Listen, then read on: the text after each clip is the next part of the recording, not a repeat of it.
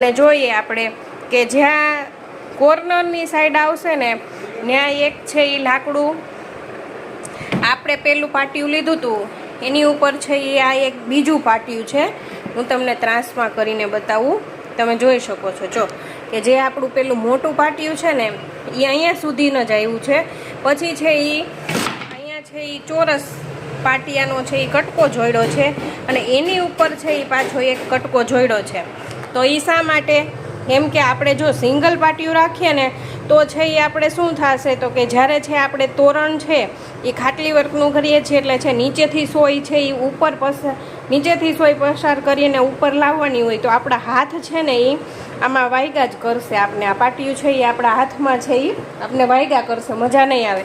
એટલા માટે છે કોર્નરે છે ને તમારે છે એ હંમેશા શું કરવાનું તો કે એ છે ત્યાં ઊંચા પાટિયા છે ને એક બે કટકા હોય ને પાટિયાના એવા છે એ મારી દેવા અને પછી